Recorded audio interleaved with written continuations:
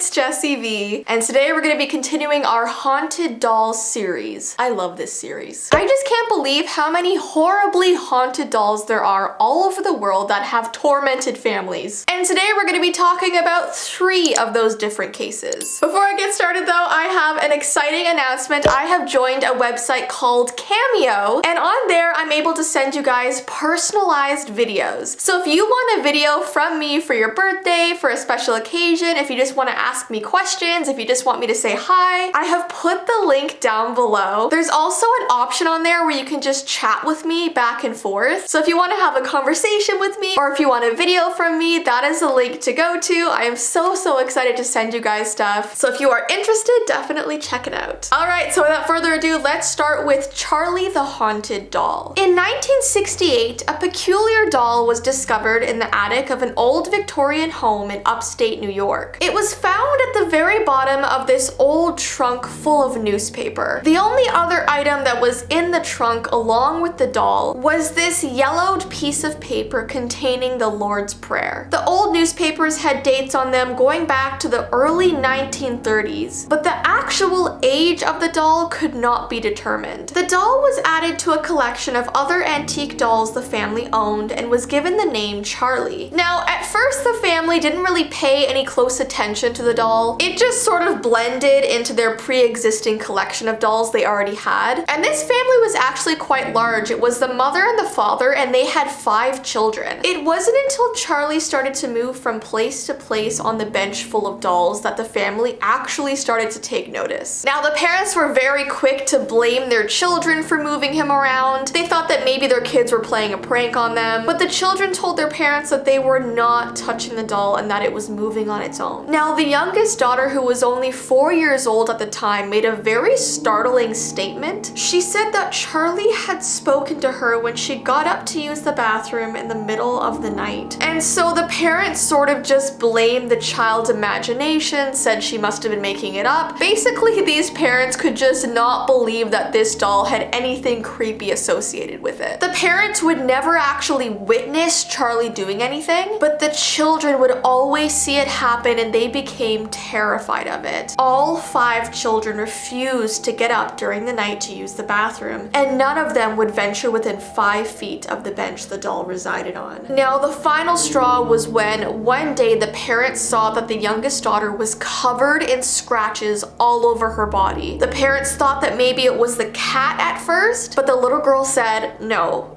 It was Charlie. Now, the truth apparently was never fully discovered because it was kind of like the word of the children over the word of the adults. You never really knew who to believe. But the parents, eager to end the chaos, took the doll back into the attic and locked him in the trunk that he was found in. And things in their house soon returned to normal, and no one thought of the doll after that. Years later, once the children were grown, the house was sold and the trunk was removed from the attic to be sold at a garage sale. And the doll remained one of the last things to go in this garage sale. Nobody wanted it. Finally, this woman bought the doll to add to her old antique collection. And before this woman took the doll home, the family made sure to tell her all of the things that happened to them, which I think is very commendable. Some people just want to get rid of something and don't tell the person what happened, but this family wanted to make sure she knew before she got it. Now, since that day, this doll has been passed from family to family. It doesn't really seem to stay in one place for a long period of time. I wonder why.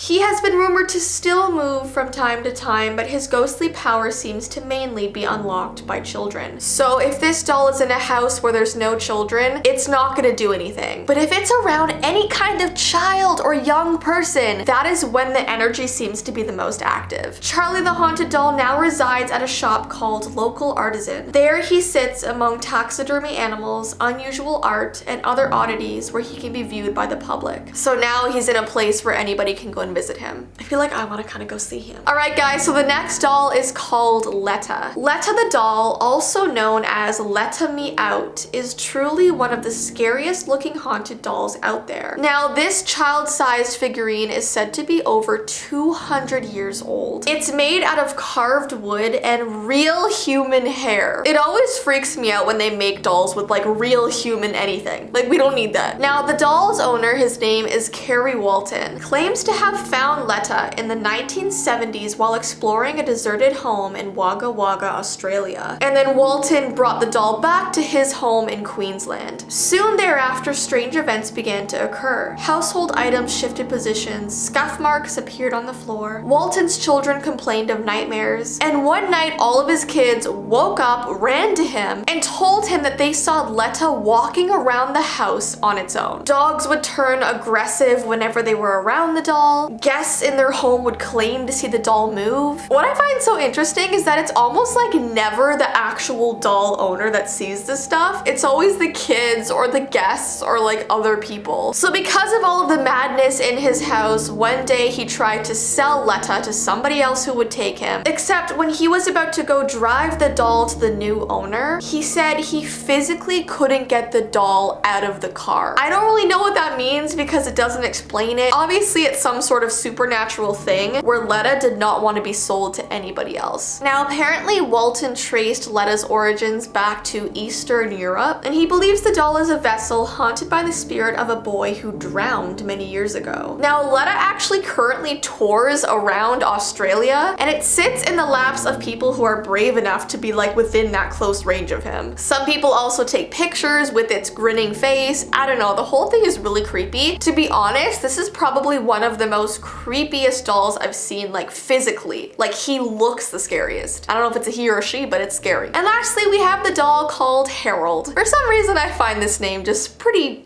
funny. Harold the doll has the reputation for being the first of many haunted dolls to be sold on eBay in 2003. And his eBay post actually gained a lot of public attention. So much so that this doll actually appeared on the show Ghost Adventures. The initial story behind the badly worn doll is that he belonged to the young son of a Florida man who passed away in the 1940s. Now, when the son died, the couple reported hearing crying and singing coming from the boy's bedroom. Now, a priest came to their house and advised them that they should burn the doll, like totally destroy it. But when he tried to burn the doll, apparently it literally would not burn and remained intact. So the man kept it in his shed for about 60 years. Then the doll was put on eBay and it was sold for $300. And since then, it seems that Harold has passed from house to house. No one can keep him for a long period of time. He just seemed to cause misfortune anywhere that he went. Some people even saw his facial expression shift into a smile a lot of the time, which is super creepy. And according to the Ghost Adventures episode, a friend of one of the owners developed a brain tumor shortly after visiting Harold. Definitely could be a coincidence, but still very creepy. Anyways, so guys, those are the 3 dolls I'm gonna be talking about today. There are obviously so many more around the world, so if you want me to continue this series, definitely give this video a thumbs up and let me know. Don't forget, if you want me to send you a personal video, if you want to chat with me, I've linked the Cameo link down below. But I hope you guys have an awesome rest of your day, and I will see you in my next video.